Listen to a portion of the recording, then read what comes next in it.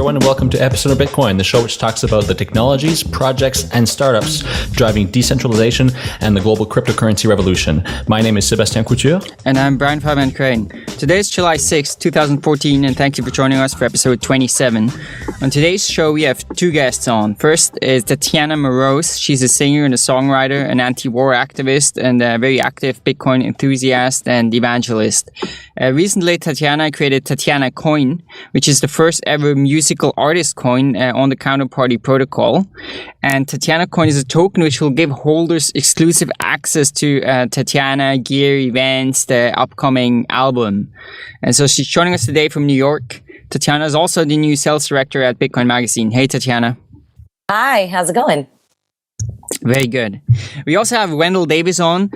You probably know Wendell from episode 22. He's the creator of the Hive wallet. He's also the CEO of Humint, which is a company that aims to help companies create their own coins and deploy and sell branded coins. So he's very knowledgeable in the field of kind of crowd sale platform, tokens, it's a Bitcoin 2.0 type thing. So it'll be great to hear his views on Tatiana Coin and that side. So he's joining us from Thailand today. Hey, Wendell. How's it going, guys? Great. Thanks for joining us. I just want to point out how interesting this is because Brian, you're in Berlin. I'm in Lille. Tatiana is in New York, and Wendell is literally on the other side of the globe in Thailand. So Tatiana, it's like 10 a.m. where you are, and Wendell, it's probably close to 10 p.m. And, you know, even though we're spread out across the world, we're able to communicate thoughts and ideas pretty much instantaneously as though we were sitting across from each other in the same room. It's the internet. And it's the internet, yeah. And this is possible because of the internet and technologies like TCP/IP. And I just want to point out that if this is possible, it's mostly because, you know, when the internet started to develop and when companies like Skype started emerging, they mostly went unregulated. And although lobbies such as the telecom lobbies, etc., would have liked to kind of trample that innovation before it got started, regulatory bodies and governments allowed it to happen for the most part. And this is why we have the internet that we have today, and we're able to do all these things. And, you know, you can also look at e-commerce and how that's revolutionized the way that we live and work and such. And, you know, it's such a stark contrast to Bitcoin, and it just goes to show that I'm using air quotes here, opponents, which is the banking sector and the financial sector, it just goes to show the grasp that they have on governments and the lobbying power that they have. And I'm saying this because this week, the European Banking Authority, which is a risk management, risk assessment authority based in the EU, which basically consults all of the 28 member state national banks, issued an opinion piece, an opinion paper, which it's a 46 page paper, where it identifies more than 70 risks associated to cryptocurrencies in several categories. And at first, when I first read about this, I thought about it. I thought, oh, this is just another one of these central bank type papers, which tries to warn the public about Bitcoin. I think most of us, and from discussions we've seen online, kind of don't really understand the implications of this paper in Europe. But then I got a call from Sean Jones yesterday, who we had on several episodes ago, and who's quite specialized in matters relating to regulation, and she told me that this is actually very, very bad news for Bitcoin, at least in Europe. And so we already had our episode set up today with Tatiana and Wendell, and although this is really important news, we're going to have Sean on next week for a full-length episode on exactly what this means for Bitcoin. But she insisted that we discuss it today, and so she was nice enough to record a short segment just to kind of go over what this paper means for Bitcoin in Europe. And so here's Sean Jones explaining this recent European Banking Authority paper.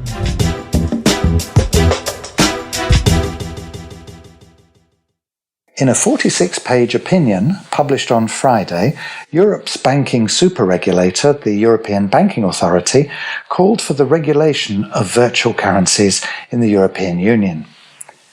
In December last year, the EBA issued a public warning to consumers about the risks of virtual currencies that triggered a raft of similar warnings from banking regulators around the world. In its new opinion, issued after a joint assessment carried out with other European authorities, the EBA proposes a two-pronged approach: a whole new body of European Union regulation governing virtual currencies that it acknowledges will take considerable time and, in the meantime, calls for immediate action by national regulators in the 28 EU member states to discourage, in its words, banks, payment and e-money institutions from buying, holding or selling virtual currencies. In effect, the EBA is advising national regulators to ban banks and other payment institutions from directly dealing with virtual currencies. Instead, it suggests virtual currencies should be allowed to develop outside the financial services sector, presumably until such time as a regulatory regime is in place. The EBA also recommends that virtual currency gateways such as exchanges be made subject to existing anti-money laundering and counter-terrorist financing regimes, something that has already been enacted or proposed in other jurisdictions such as Canada and the Isle of Man. The regulatory regime envisaged by the EBA would require governance requirements for market participants, segregation of client funds, and, most controversially, the creation of what the EBA calls scheme governing authorities to be accountable for the integrity of each virtual currency. Imagine, if you like, the Bitcoin Foundation having to be authorized as the sole governing authority on the use of Bitcoin in order for Bitcoin to be allowed to interact with existing regulated financial services. This will create a two-tier world in which regulated virtual currencies are permitted to be used in the fiat world and unregulated virtual currencies are not. Arguably, the EBA opinion is the single most significant event so far in the regulation of virtual currencies. It has implications in the development of virtual currencies. It will have immediate implications for banking relationships. It will have significant cost implications, and it will cause business models to be re-evaluated. In next week's episode, I'll be covering the background to the EBA, its powers, examining some of the 70 risks it identified with virtual currencies, and consider the next steps and likely outcomes of this significant development in virtual currency regulation. This is Sean Jones for Epicenter Bitcoin.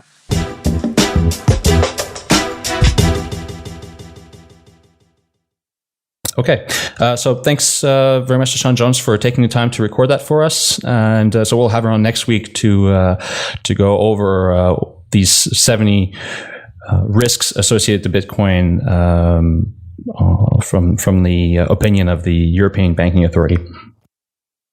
Yeah, I look forward to talking about that because I saw that news as well. I didn't really pay attention to it until we heard from Sean, like, hey, this is really important. I mean, I guess it came out on Friday only, and then I read it today, and I had this impression. I think all of us are aware that Bitcoin is just really revolutionary. It has the potential to completely change the financial system, the way we do commerce, the way money works. It also has the potential to change government, the power of government. And it's always been sort of surprising to an extent when you see governments take a fairly positive stance toward it. They say like, oh, this is innovation, etc. Because, of course, while it is that, it's also extremely threatening. And it seems governments hadn't grasped that. And when I read this thing by the European Banking Authority, my impression was sort of that, first of all, they understand. They're very aware of how disruptive that can be to the banking system and the control of governments. And that response in that paper is, that's the kind of response you'd expect, given that they grasp that. So, it feels sort of like the gloves are off. So I'm really interested in getting this in depth. So, but we'll do that mostly next week. But it's a super important topic. Also, I just want to remind everybody that we're going to be at Coin Summit next week. So if you want to meet us, definitely send us an email, epicenterbitcoin@gmail.com, or send us a tweet, and we'd love to meet with you. And if you want to talk to us, if you want to do an interview or something like that, definitely get in touch with us. Yeah, you'd actually have the chance to see us in real life, like the flesh, not just seeing pictures online. This is a huge opportunity. All right, so let's get into some perhaps funner topics than this recent EBA news. So Tatiana, you recently created Tatiana Coin, and so could you just tell us a bit about Tatiana Coin and the crowdfunding that has been going on for the last little while? Yeah, sure. So basically, back in February, I was in Berlin, and I remember we were walking through the streets, and everybody was joking around, "Let's do a Tatiana Coin," and I thought that was very funny. But Adam, is that where you had the idea for Tatiana Coin in Berlin? Well, Adam Levine had brought it up with me when I had visited him back in January, but I didn't really understand. He was explaining to me LTB Coin, and he was explaining how that model could be used in a recording studio or for an artist. So it was sort of like, building up in terms of my awareness of this as a legitimate concept.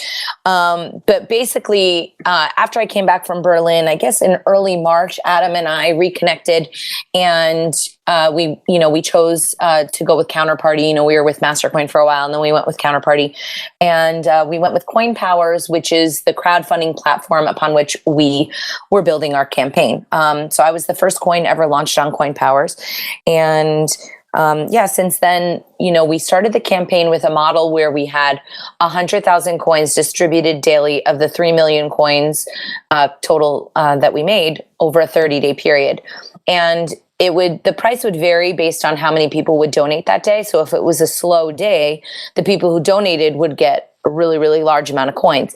And that was really fun for certain people who were really savvy, but for others, it was very difficult. And it became apparent very quickly that might be a little bit of a challenge for some of my fans that are newer to Bitcoin. So we stopped the campaign after the 15th day, and we pivoted it to go into a different model, which is more of like a vending machine model. I think that they're implementing the actual vending machine in a couple days, but right now you just go to Coin Powers and you're purchasing the coins at a fixed rate, and that seems to be a little bit more understandable for the average user. And so what was the motivation for initially having this sort of proportionate donation model where you get so many coins depending on how many donations are given that day? We all saw what happened with MadeSafe, and MadeSafe had a lot of different problems. So we thought that would kind of deal with the issue. So it was Adam's idea, but I think it would work for people. I think it would work for a different type of coin. But because Tatiana Coin was so new, I think it just didn't really match what we were trying to do. I certainly think that they're going to make that available for other kinds of coins, but it didn't really work for my model. Yeah, I'm curious as well, because it seems to me, sort of from an economic perspective, what disincentivizes if you have this, a fixed number of coins per day. It incentivizes people. Actually, I saw somewhere Adam pointed out in a comment, like the optimal strategy is to, donate small amounts each day. And then hope that you donate on a day where maybe nobody else donates or something. But I don't see why that makes any sense. Like, why would you want to incentivize that behavior versus just people donating, however much they want to give? So I was very kind of bewildered while this was chosen. I know he's using something similar for LTB Coin, where you get sort of like more reward when you comment when no one else is commenting, which I also don't understand. Well, I mean, that's the idea that, we were, sometimes with this stuff, it's really like I kind of defer to the guys on it because I'm so unfamiliar. I don't have any training in trading of coins or any of that stuff. I could barely understand Bitcoin now. Now I'm a lot better with it, but it's still a learning process for me. So I deferred to them, and this was an experimental process for everybody. And I just don't think that it was really the right move. Like, we liked the idea that people would come back to the page every time, but even my diehard Bitcoin friends that were fans of mine, they couldn't figure it out. They're like, I don't like this either. So I don't know. It just didn't end up being the one for me. But I think that the way that we did this from the beginning is that it's the first one. It's an experiment. So, that part of the experiment didn't exactly work for us. And so we changed the model around. I have to say, one thing I really liked about it when I was reading through some of the details is the idea that, once people have the coins, and then you offer certain rewards like a dinner with you, or you record a song for them, or some of the higher rewards, or just get the album. So you essentially get those coins back because, people buy the rewards from you with the coins. And I really like the idea that if you do another crowdfunding campaign in the future, it is those same coins that you're going to sell again. I think that is brilliant and really a positive thing, because it can give a lot of value also as an enable investment at this stage in sort of your future success as an artist. And I think that we'll definitely be doing crowdfunding in the future. One of the things that I thought was really cool about the Tatiana Coin is that it's really just based on how accountable I am to do what I say, because people donate the money. They don't have any guarantee of anything. But it allows me an opportunity to deliver what I say I'm going to. And when they see that next album, then they're going to say, oh, okay, so this girl didn't just, take the money and spend it at the casino or something, but there was like a legitimate use for it. And then people can see, oh, well, this is a really great quality product. So the next time I go back to them, they're going to have the experience where they say, oh, well, this girl did what she did last time. Let's give her a little bit more and see what happens next. And in general, that approach, the coining of I guess, people's creative content, this kind of holds people to a different standard, and it incentivizes people in a different way. When people go to their day jobs, there's all sorts of motivation going on and lack of motivation. And that's why a lot of people mess around at work doing nothing. But if you think about just how people will look at work in the future, if it's really truly based on their output, and people will judge whether or not, the value of their coin will go up or down based on how well they do. So I think that there's a whole different motivation for people being built into this, this thought process, I guess. Yeah, I totally agree. I think so. I think where that also comes into play is, if you do a future crowdfunding campaign, nothing commits you except your word and promise now that you'll again sell Tatiana coins versus like creating another coin. So I think that kind of plays to that as well. Yes. I mean, there's also a few other concepts that I want to explore with the Tatiana Coin. For example, I have a talent agency called Same Side Entertainment, and it has about, 70 different speakers, musicians, educators, comedians that are all kind of liberty oriented. And a lot of those activists have a hard time raising money for their projects. So I wonder if there wouldn't be a way where we could create a coin that would be compensating each of them based on how many people like what they're doing versus another person on it. So it would be almost like a label for activists. And then I'd like to explore the concept with making an actual record label, because I used to work in a lot of really, really nice recording studios in New York, and I became extremely frustrated with the music industry. It was completely unfair. The people who got the budgets in order to record were usually, their music isn't very good, and it would really depress me, because I think that, the music is the expression of the people. The most sacred thing that I contribute in the world is music. So I have high standards for what I expect people to be putting out into the world.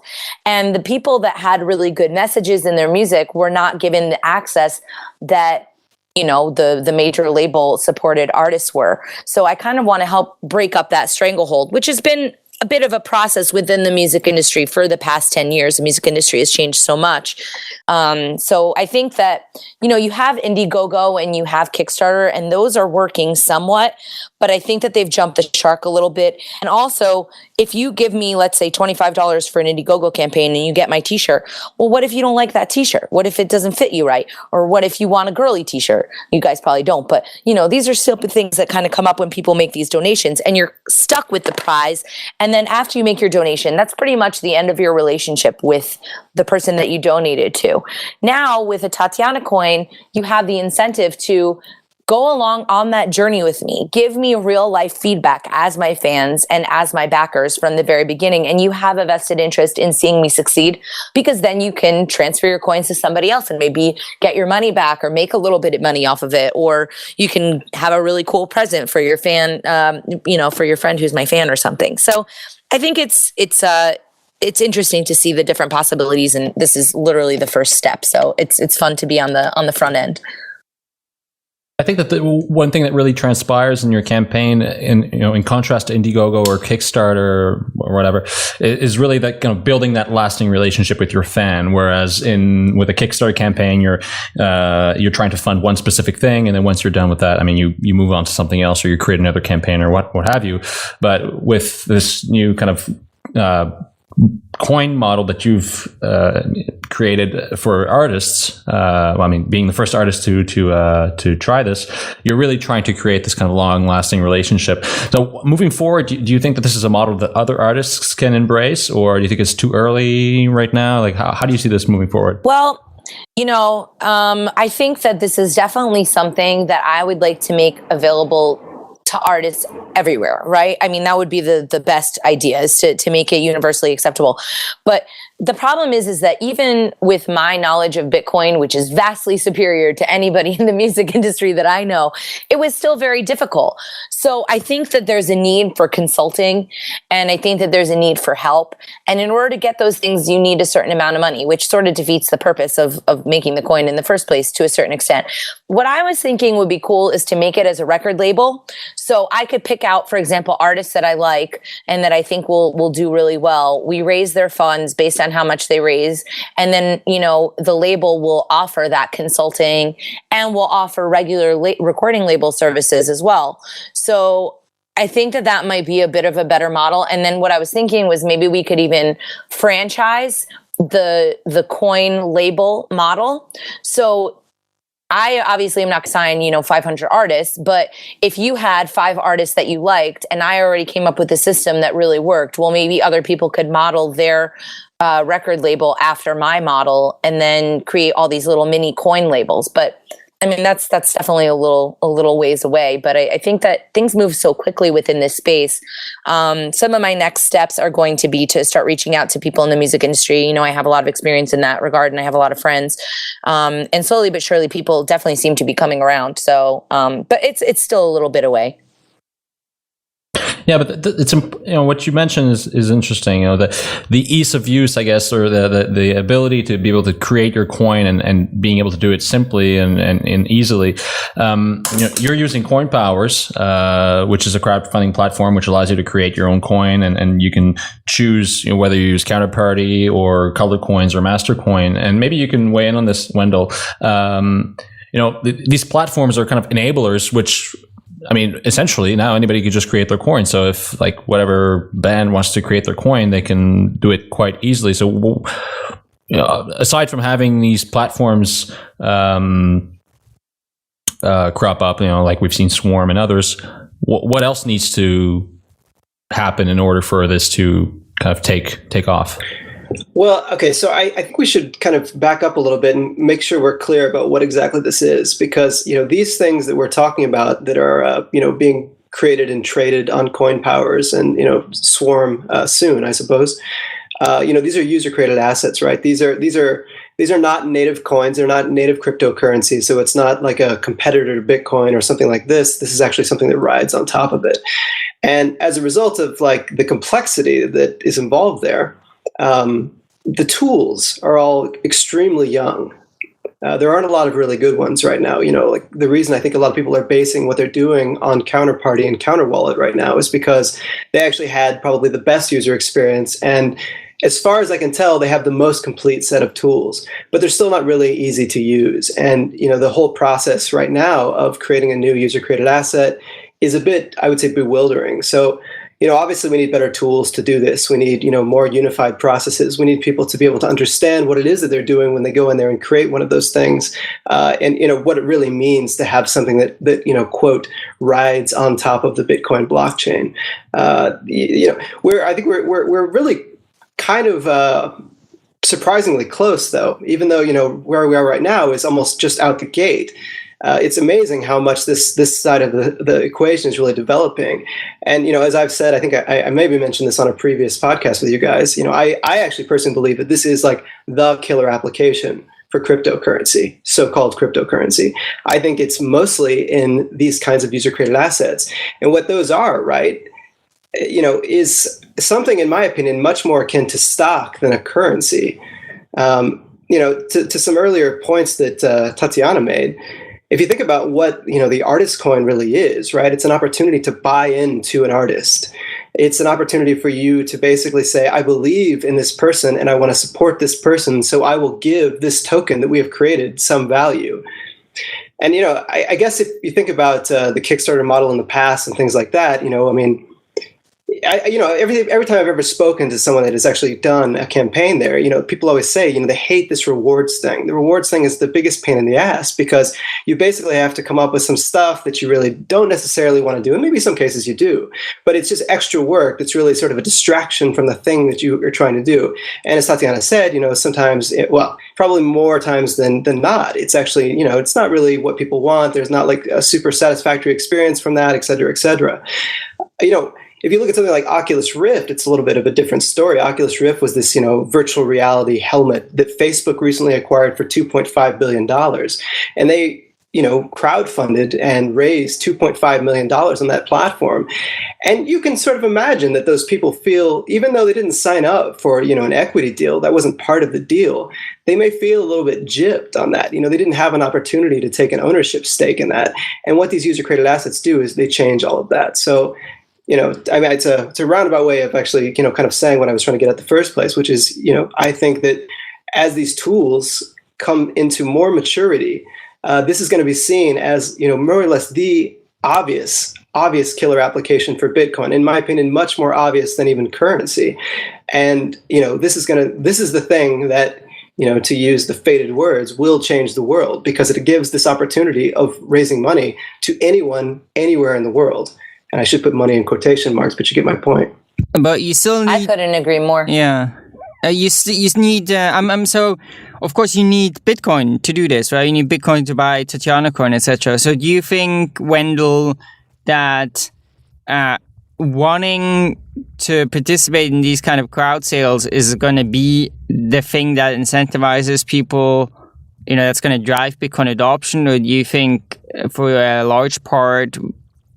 it will kind of lag, it will come with Bitcoin adoption, so that, Tatiana, you have a very Bitcoin specific audience, or a lot of fans in the Bitcoin world, but an artist who doesn't, it's going to be much more difficult, no? That's why I saw a need for a label, but I really agree with Wendell in terms of this being the future. One of the reasons why I was so picky with, how I wanted to approach the coin from the beginning, picking my team, making sure that everybody was cool, was because, it is such a challenging process. And I would really like to be building a model that people could use, for example, making regional cryptocurrencies. I was talking with somebody in Washington State about that.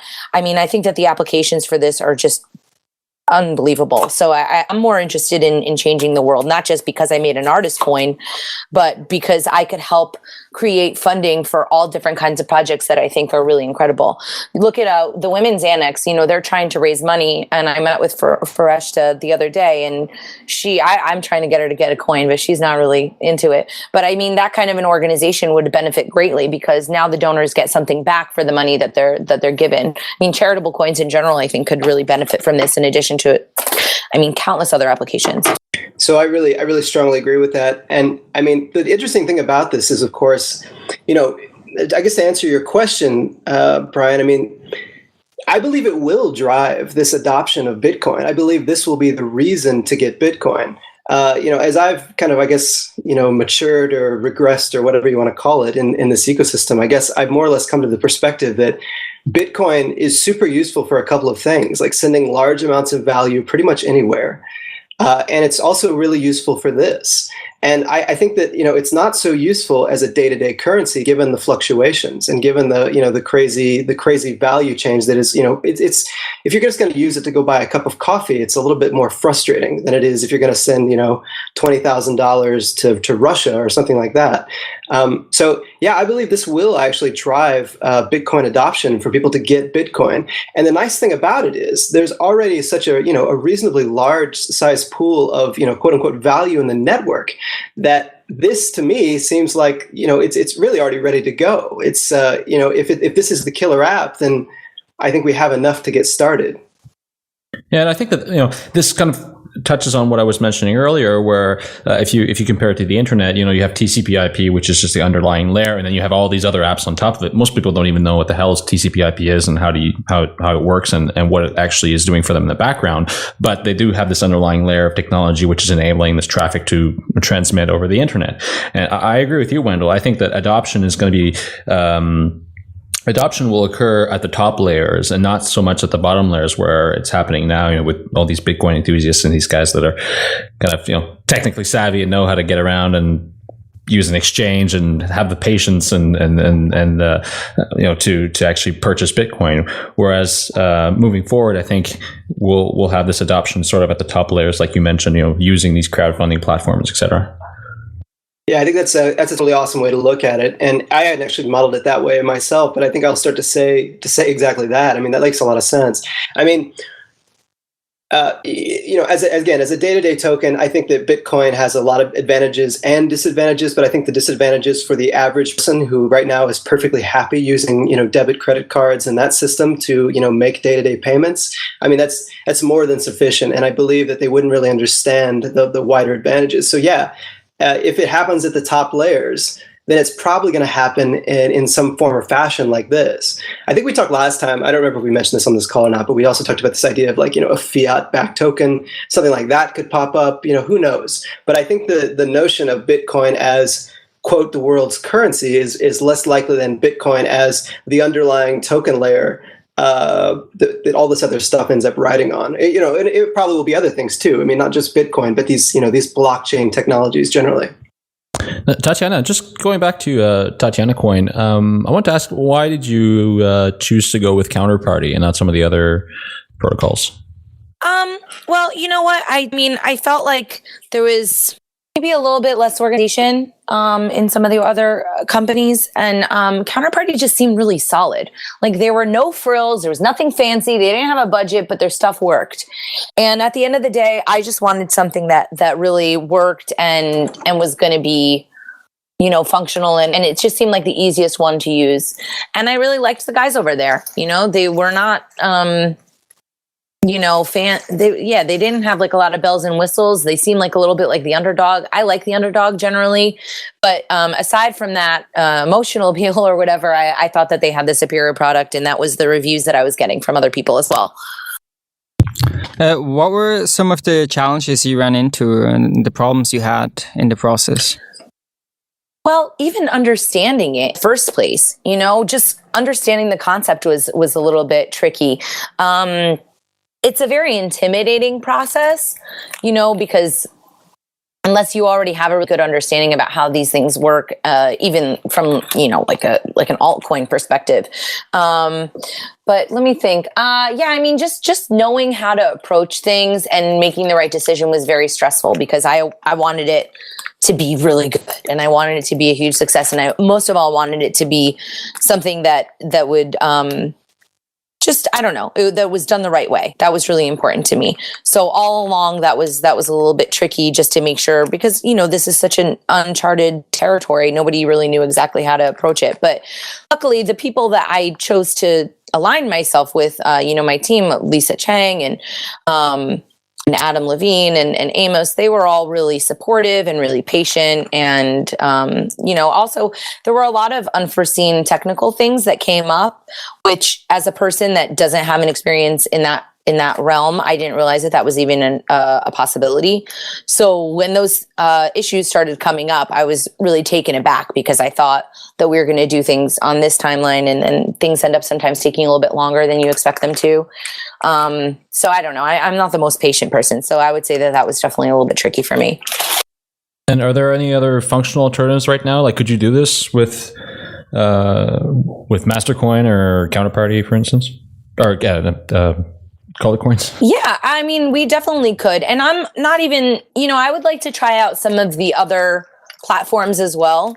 But, I have Tatiana Coin right now. The Bitcoin magazine job is taking up a lot of my time. So there's only enough time in the day to try and create another platform. I mean, I know that people have been really happy with the other platforms as well, but I just happen to be, starting out with Counterparty.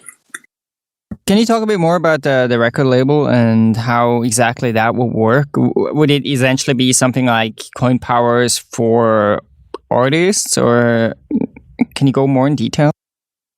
Yeah, sure. I mean, this is a relatively new idea, and it's built on a few different things. So for me, what's been really important with my activism, when it was talking about Ron Paul or liberty or anarchy or Bitcoin, I really want to make things really accessible for people. So the way that I got, this idea was when I was working in the recording studios, there would be all this downtime and nobody would be in the studios. And I found it really frustrating because, the electricity's on and there's all these unpaid interns there, cleaning the trash, which I'm pretty sure they didn't want to go to school to be trash cleaners, but whatever. And it was really frustrating because I felt like there were a lot of learning opportunities missed and there were really great artists. So I started this video series called One Shot, One Takes. And that ended up sort of spiraling into, and it was basically like a video series where artists would come in, they'd get one shot, one take. We'd do a video of them performing live. We would show the engineer showing different tips and tricks for people to use at home. So the interns were getting a training, and then we would create video footage of the training so we could almost be sharing that knowledge with other people. Because in the engineering world, they have like their own fans. If you're a rock star engineer, there's a whole bunch of aspiring engineers that want to know your tips. So the problem was that my boss, he didn't really like the idea. And also, in order to really capitalize on the artists, we would really have to have a label, because if I wanted to put out a compilation, I'd have to be getting from everybody. And when I found out about and in general, like, I just thought that there was so much interesting stuff happening in the recording studio, just an interesting backstory to everybody. So when I started doing the Tatiana Coin and I started thinking of applying it to a record label, I was really imposing it onto a previous plan that I had, which would be to change the recording studio model. Right now in the studio, all you have is people who are engineering, and that's pretty much it, right? But what about a record company? Back in the olden days, record companies used to have their own recording studios so as to save costs. And I thought that you could basically make a more well-rounded one-stop model for musicians if you incorporated some crypto into it. And I don't know exactly what that would look like, but what I would like to do is show video and make almost like a reality show. I know reality shows are horrible, but just showing how cryptocurrency plays into the music world while also experimenting with this new record label model. I just thought that all those things were really complementary to one another. And, you could potentially raise money and have people voting for artists with their coins, or if you made like a label coin, then they could do that. So I know that's not maybe the most thorough explanation, but that's sort of an overall view as to how I wanted to make it work. So, Tatiana, I actually think that this idea could be done now. I mean, it's something where it's like, I would say sooner rather than later, in general. If you wanted right now to create a record label that actually, was based around crypto tokens, you could basically, issue a new user-created asset on Counterparty or something like this. You could basically sell that out to stakeholders explaining the vision, and you could issue unique tokens for not only every artist, but every project that the artist is involved in. With Counterparty, it's possible, for example, to issue dividends, and you can issue those dividends in other tokens. So, for example, if I wanted to create a record label that was based around this crypto token, I would issue that token. I would sell it off to people, giving myself some initial startup capital. I would, at that point, bring some artists in. spending some of that capital as necessary to kind of fund all this stuff, issue tokens, unique tokens for each of those artists, which also then, by the way, could, have their own sort of mini crowd sale or IPO. At that point, all the projects that person does would also be a unique token. So the artist basically has its own token or her own token, and then the project has its own token as well. And you follow the same process with each one. Now, what happens here is that basically you can have dividend flow back into the main company, so that basically anyone that is holding the tokens of either, well, first of all, the artist would actually have some tokens of the project, and the label would have some tokens not only of the project but also of the artist, and whoever's holding the record label itself, would be able to be eligible for those dividends. I mean, this model works, as far as I can tell, it works right now. We could actually do that in Counterparty. It's just a matter of organizing it, telling the story correctly, and getting it going. So, Tatiana, if you wanted to, you could totally do this. I mean, I would say it would be an amazing next step for you, in fact. Well, that was something that I put into the original crowdfunding campaign. And actually later, I think tomorrow or later today, I'm going to meet with Adam from Counterparty, and we're going to talk about it at the studio. We didn't know how much interest there was going to be in Tatiana Coin, right? So in order to do a label the way that I would really want to do it and partner with a studio, you have to actually have people that you pay to work there, because I can't do it. I have a job at Bitcoin Magazine. I'm a touring musician. I'm recording my own music and stuff. So there's just so many hours in the day. In order to get that going, I need resources. And that's definitely like something I'm planning on doing within the next 3 months. I really want to start getting that going. But it's just, there's only so many hours in the day. And that's one of the main challenges that I face. And I'm sure all of us here do, is just, there's so many great ideas and just not enough money or time to do them all at the same time. But that's certainly something that, I'd be happy to talk about more and explore with you guys. And I don't know. I mean, I think of this as a bit of a group project, because we're all going into the unknown. So that's something, I used to work at a studio in Manhattan. I've been thinking of approaching my old boss to talk about this, but I think that there may be other studios that are more suited to this that we could potentially partner with. So yeah, it's definitely on the agenda. And if you have any feedback on that, I'd be happy to, obviously, be thrilled to get any kind of feedback on that.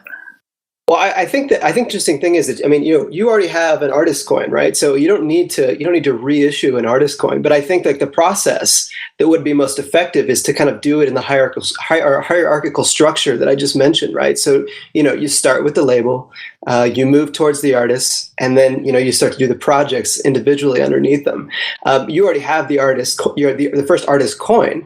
So, naturally you could just like basically fit into that by having the label that is created acquire a sufficient number of your tokens so that it has, dividend rights to anything that you create and so on. I mean, it could all fit together. I understand that, of course, we're all super busy, but, it's a pretty exciting concept. Yeah. And I think that I have a very unique position because of my previous experience in the studio industry. And I'm one of the 7 people in the music industry that even knows about Bitcoin or even thinks of using it. One of the challenges that I had was, I have those friends and stuff, and they just didn't get it. And they couldn't get their higher ups to get it. So what I was waiting to see was what's going to happen with Tatiana Coin and how is this going to do? Because if we could show a proven success in that, then that would be a much easier explanation point. I mean, these aren't forward-thinking folks, and I am going to need help from some people in order to do it the way that I would want to do it. And I have access to some of those people; they just don't get it yet. So that's on the agenda. And also, what do you guys think about this? Like, do you think that one of the things that I felt with Tatiana Coin that was difficult was, people that don't know about Bitcoin really didn't feel like it was easy to participate, because now they had to go out and find Bitcoins, which is terrifying for people. And the easiest way to do it is Coinbase. And you couldn't send it from Coinbase to CoinPowers because the address wouldn't show up. So you'd have to go from Coinbase and then send the coins to either your counter wallet, which you'd have to set up. And then you know what I'm saying? Like, this is miserable. So I think that there's a little bit of a more streamlined process necessary in order to start tapping into, like, my fans know about Bitcoin, but my friend Megan Wright, she's an incredible artist. Her fans don't know anything about Bitcoin. So how are they going to get involved in that process? But I think that your solution with creating the label first before finding the artists may circumvent that problem at least a little bit. Yeah, I mean, that's definitely a big challenge. I mean, I think that's just a challenge we face in so many areas of Bitcoin. And really, a big part of it is usability. Another part of it is education. I just want to throw in, I guess, one thing which may be a bit of a boring aspect. I feel like one big challenge, I mean, I agree with Wendell that this is a super interesting approach, but I guess one big challenge you'd run into is probably the legal side. Because I think the Swarm, I mean, it's really quite similar to what Swarm guys want to do. With having this top-down Swarm coins and then having projects underneath that issue their own tokens and they pay back just the Swarm coin holders. And I think from my understanding is that they can't really do this as a sort of profit-sharing dividend model because they feel that's illegal. Or, that's very, very problematic, so that they have to do actually similar to what you're doing, where you're getting a reward, you get a CD or a dinner or something like that, but that it kind of comes away from that financial investment angle. But of course, that financial investment angle is really kind of the most interesting side of it. So it's definitely a challenge. Hopefully it will get solved in some way, or maybe someone just has to do it. Of course, if someone just goes ahead and does it, preferably they don't have a local studio where they can get arrested in. Yeah, I mean, touching on what we were talking about earlier, I think that the underlying problem is interaction with fiat. So if it's difficult for people to go out and buy, get the bitcoins, like you were saying, Tatiana, on Coinbase, and then transfer them to a wallet and such. The initial issue, the real problem for most people, I think, is just acquiring Bitcoin, and this is where there needs to be a lot more fluidity. Once you have Bitcoin, you're fine. You can invest in user-created assets. You can pretty much do what you like, but it's really just acquiring them. And if we look at these kind of absurd papers by the European Banking Authority, not to go back on that, but this kind of thing isn't going to make things easier. Obviously, we need to fluidify, the transfer of fiat to Bitcoin, or just all out, start paying people in crypto. So we need people to take initiative, and companies to take initiative and start saying, okay, well, I can pay my employees in cryptocurrency, or part of their salary in cryptocurrency, for instance. I don't know. What do you guys think about that? I mean, that's going to happen, but it's a very, very slow process. So if you want to have, absolutely. If you want to have fast adoption, etc., the intersection of fiat and crypto and some integration in the financial system is really essential. I mean, that really is the thing that has the potential of getting like really fast results. And I think the other thing is going to happen too, when that's not possible, it will just be much, much slower, and it will have to basically build up in a whole separate system. And I think it will work as well. I don't have doubts that in the end, cryptocurrency and this whole approach we're pursuing here is going to prevail. But I think it will have a very big effect on the speed at which it happens. One of the things that I thought, thought was really important about the artist coin was a couple things. Number one, it avoided, because it was an artist coin, people were already familiar with, and it kind of avoided the legal implications of doing something where you have dividends and all that, because then that becomes something where you maybe you're breaking the law and you don't even know it. But in terms of mass adoption, I think that having an artist coin is really helpful, because they're scared of Bitcoin, but they're not that scared of artists in general. And they're always looking at, anytime an artist does something new, they're like, oh, this is exciting and new. And they like that. So I think that it was less about me as an artist than just the artist concept in the first place. And I think that artists are generally tastemakers, and they can bring about mass adoption. So it's almost like a little bit of a chicken or the egg thing. But I think as these, I'm curious if Amos is going to take fiat at Coin Powers. Now Coin Powers is going to have a wallet on there starting tomorrow, so that's going to help make it a little bit easier.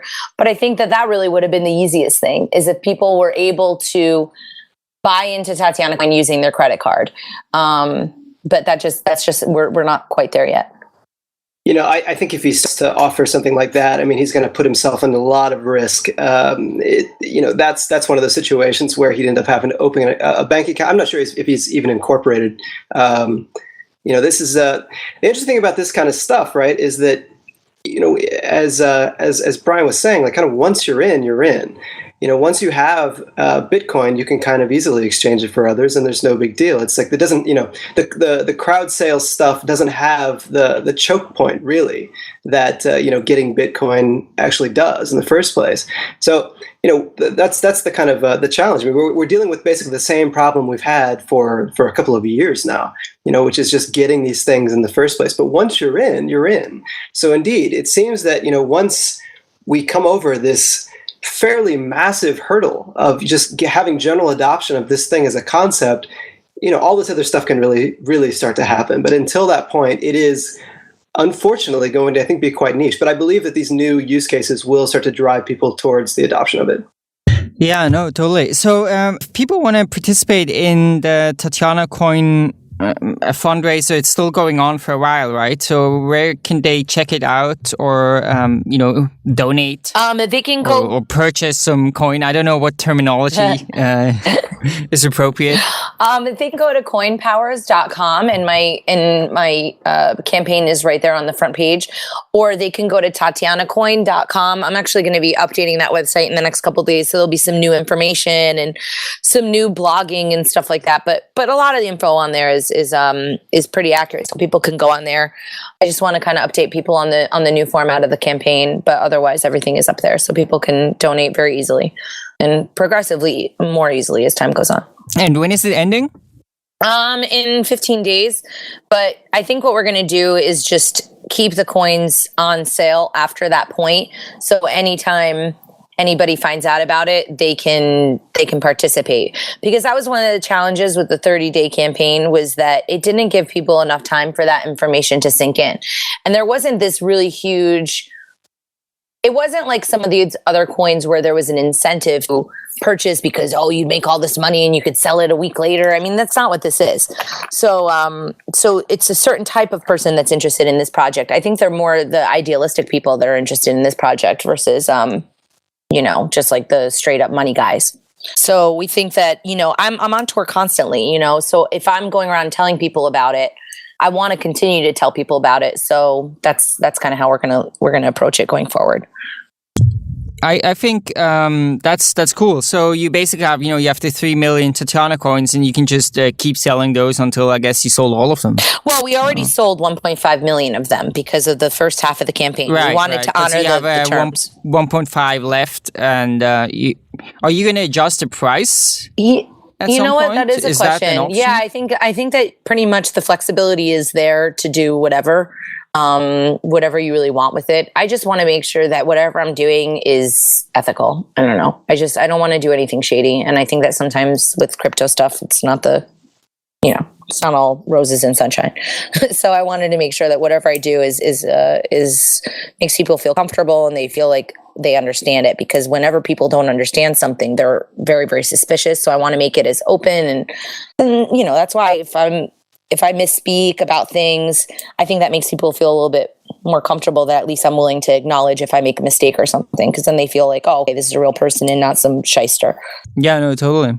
So Tatiana, I just wanted to ask you about briefly the Women's Crypto Association that you're involved in. Can you just kind of explain to us in a few minutes how what this project is and what you're trying to accomplish? Yeah, sure. Basically, we have a Women's Crypto Association. It's different from Crypto Women Worldwide, which is an organization I'm also a fan of. But what my organization does is we pick kind of like the industry thought leaders, women. I know that Andres is going to be supporting us, and a few of the guys, we don't want it to be only women, but it is women focused. And we think that women can offer a different perspective into Bitcoin. I think we're very valuable in terms of helping with mass adoption. Anytime I try and explain to a girl about Bitcoin, she totally gets it. And anytime a guy tries to explain it to us, it's like a little bit more challenging. There's just something in the communication. So I want to make sure that women's voices are being represented. And yeah, basically, we also have like a venture division. So if women want to learn more about how to pitch their ideas, they have a little bit more of a welcoming environment. We do have one of the women on our board has her own organization, which is Women in Venture Finance. And so hopefully there'll be opportunities for women to pitch. And I think, we just want to make sure that, for example, there's an event, I think the Chicago event, maybe it's not Chicago, I shouldn't say which event, but there was an event recently where 48 of the 50 speakers were men. I mean, come on, that's just a little ridiculous. And we're not looking for anything special. Most of the women on the board have said several times, we don't want to be some whiny, give us something special, feminist organization. We're feminists, but in the way that we would expect anybody to be treated equally. And we identify with the feminine because we're girls, but and there are certain issues that we find particularly interesting to us, but we're just about equality in general and for a bigger diversity in the space. And we're not here to browbeat anybody into it, but we hope that by organizing, we can kind of have a better, more influence on there. And we have a lot of wonderful women on there. Elizabeth Plochet from the Bitcoin Foundation, Connie Glippy from BitGive, Elise is our venture capital, Angela Keaton from Anti-War, Pamela Morgan from Empowered Law, Emily Vaughn, who recently joined BitPay, and then Lisa Cheng, who helped with the Tatiana Coin, who also does coin consulting. So that's kind of what our focus is, and we hope that we'll be able to make an impact. Tatiana, can I just ask? Great. Can I ask one question? This is actually really interesting that you bring this up, because I was sitting at lunch with someone recently and kind of asked the same question. It's like, why is it that we don't have more women in this space?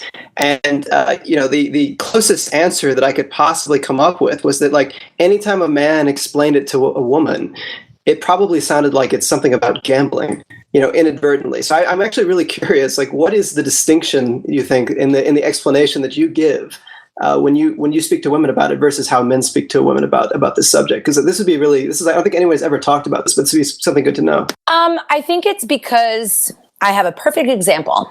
I asked a guy at the Toronto conference, and by the Toronto conference, I was all fired up because I kept hearing about these sleazy guys, offering women jobs in Bitcoin and then grabbing their butts. And then when it becomes apparent that they're not going to, get any action, all of a sudden the job offer disappears. I mean, there were so many horrible stories, but aside from that, I remember in Toronto, I asked my friend a question about something in Bitcoin, and he answered me like, you're so stupid. How do you not know this? And I think that that's very symptomatic of the way that the men are trying to explain it. I mean, I would sit at a table with a bunch of guys talking about Bitcoin. First of all, they could care less what I had to say. Second of all, it was just a big party showing, who was more manly, who knew more. And it wasn't like a shared environment. Whereas while women can be competitive, there's not that intimidating factor. When I explain something to somebody, if I don't know it, like to another girl, we'll giggle about it. We'll be like, oh, okay, well, we'll figure it out. And then we ask a question. And it's more of a warm and welcoming environment. Whereas if it's a guy, there's just this, I don't know, there's this just sort of like intimidation with the men in the space, where they don't really think that maybe the way that they're explaining it isn't that accessible. And instead of, like, they'll get frustrated that the woman isn't understanding. And so they'll just, explain it in a way that makes us feel stupid. And I don't think that that's good. Yeah, no, that's a shame. I don't know. I think in Berlin, I run a meetup here. It's, there's always some girls there. And there's also now a women's, or I think a Mädchenabend, so like girls' evening now. So there's like a women's meetup in Berlin as well now. So that's really exciting. I think there were like 14 people last time. Yeah. But yeah, hopefully, I think that's also just something that's going to change, right? I mean, I'm sure if you looked at the internet in 1993 or something, it was like all male. In a lot of tech areas, it's just very male dominated. And I think over time that kind of changes. And I think the same thing is going to happen with Bitcoin. Yeah, I mean, this is a problem that has been reported in male-dominated industries for years, especially in the tech space.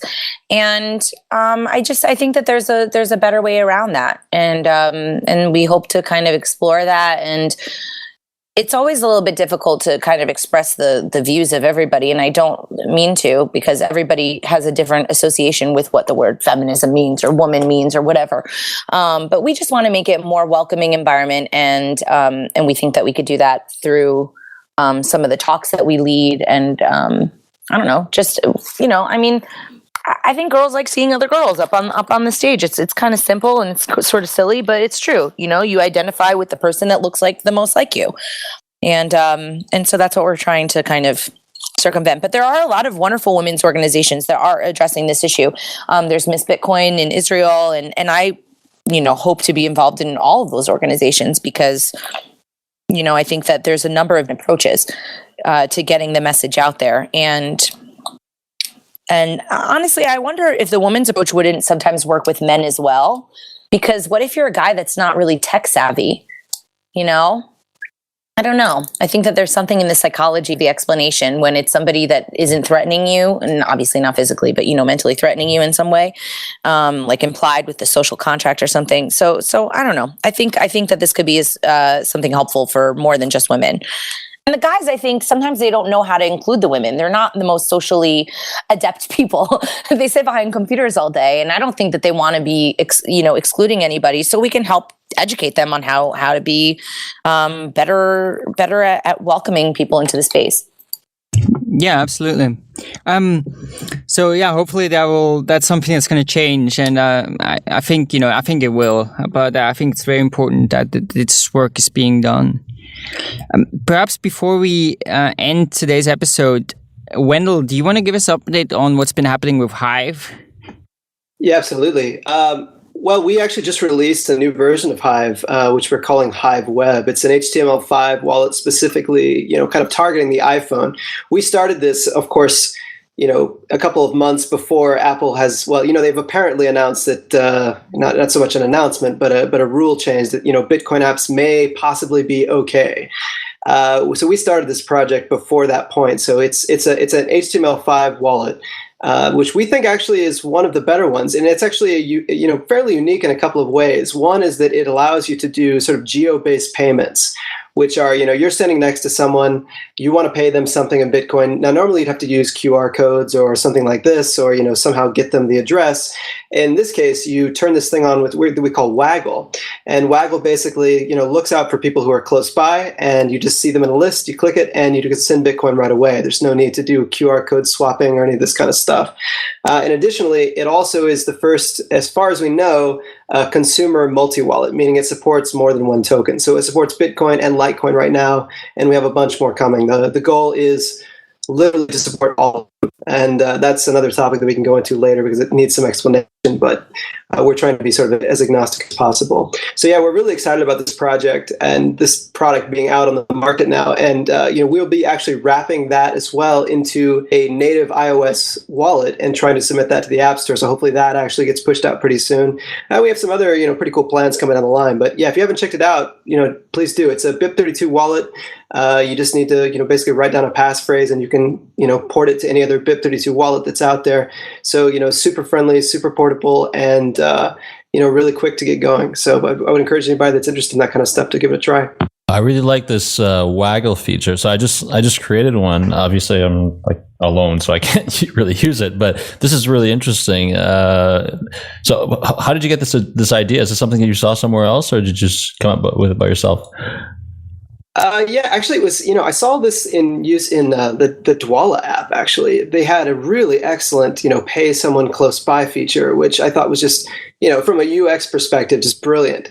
And I thought, well, we could probably do the same thing. And it just so happens, of course, that, most of the modern web browsers and the mobile web browsers especially do allow you to use the location services native to the phone. So, yeah, in that case, basically, we can have a really nice web wallet that basically, gives you geo features as well. So that's where that came from. That's a really good idea. I mean, as a UX designer, I really like this. And so I'm on it right now. And so it's really nice. I mean, it's super simple. You sign on. You get it generates a passphrase, right? So your passphrase is essentially your login. You get a four-digit PIN, and then you just have this very simple wallet where it tells you at the top how many Bitcoins you have, and then I guess you can add your name and email, which probably makes it simpler for you to find someone nearby. Yeah, that's right. And we also, pull from Gravatar if you happen to have one of those things, right? And so of course your name and your picture appearing in there is really helpful, for Waggle purposes. Though, of course, if you're standing right next to somebody, you obviously will know who that is. Awesome. And so you're thinking of encapsulating this as an iOS app as well? Yeah, we actually already did it, and we'll be submitting it pretty soon. So, be on the lookout for that. And hopefully, again, Apple's rules are always sort of a little bit, wobbly, right? I suppose. And, we can't know for sure that they'll accept it into the store. But this is an easy way for us to do it. So we are going to give it a shot. And, if it manages to get there, I think it'll be a pretty nice addition to the Bitcoin wallets ecosystem on iOS. And that's speaking historically as well. I think it's one of the better ones. Awesome. Well, I'll be looking forward to that. Thanks a lot. Can you tell us anything about Humint? Are there any projects that you can talk about? Yeah, I mean, there are always projects. We are going to be announcing something in just a few days that I think people either find utterly horrifying or intensely funny or kind of wonderful. I'm not really sure which. It does relate to crowd sales, but I don't want to reveal anything just yet because we actually kind of have a little bit of a rollout plan for that. But there are some things coming down the line. It's just the stuff we're doing right now is. Well, part of it is like commercial work, right, which we can't really talk about, and the other part is our internal stuff, which we're going to be rolling out, on the as accelerated a schedule as we possibly can. But these things all take time. Cool. Well, maybe you can come back on a bit later to tell us about it after you've released. I'd love to. Well, thanks so much for joining us today, guys. It was great, talking about Tatiana Coin, and I think this really exciting model, and it was great to hear kind of your insights, Wendell, and also about the exciting developments you have with Hive, and I look forward to trying out the Hive web wallet as well. This was really fun, guys. Thank you, everybody, for weighing in, and I don't know, I like hearing about Humint anyway, and the Hive wallet. This was great. Thank you. Yeah, I think the thing to say though is, it's super cool to have these conversations, and I think we'll look back on these with just like, kind of awe and astonishment years from now, right? Because, this is in such an infancy. And I mean, right now it seems, at least in this Bitcoin 2.0 space, especially, it seems like so, weirdly innocent and playful because, none of us really know what we're doing. We really have no idea. We're just kind of trying things out. But I mean, I think that the stuff that we're talking about here is really groundbreaking. And I believe these things, at least some of these things will end up being, more or less like, part of the story of humanity going forward. Not to make it too dramatic, but I really feel that way. So, it's an honor to be able to go, have these conversations, frankly. Yeah, awe and astonishment, or perhaps even embarrassment. Definitely embarrassment. I mean, like you say, things do evolve quite fast, and sometimes I'll listen to one of our first episodes and be like, "What were you thinking?" Yeah, of course. It's a learning path for all of us. Yeah, I'm sure there will be lots of that. Well, thanks so much for listening in. We'll be back next week. I think there's actually another episode coming out from the Bitcoin 2014 conference. It's going to be our last. So it'll be, so Sean Jones did some interviews with a lot of people in Amsterdam. We're still sifting through that, and it'll be pretty much just centered on regulation. So look forward to that. That's coming out Thursday. And Sean will be on next week's episode on Monday. Exactly, yeah, to go kind of in depth into the what's going on in Europe and what this all means. So thanks so much for listening. If you can follow us on Twitter at Epicenter BTC. You can also subscribe to our newsletter if you're interested. It goes out every Friday and kind of analyzes, dissects what's been going on in the Bitcoin world. You can do that at epicenterbitcoin.com/newsletter. You can also support us by donating, which we of course very much appreciate, and you can do that at epicenterbitcoin.com/tips. And finally, if you want to support us, a great way is also to leave a review on iTunes, which helps other people find the show, and you can let us know what we're doing well and what we can still improve. So thanks so much, and look forward to being back next week.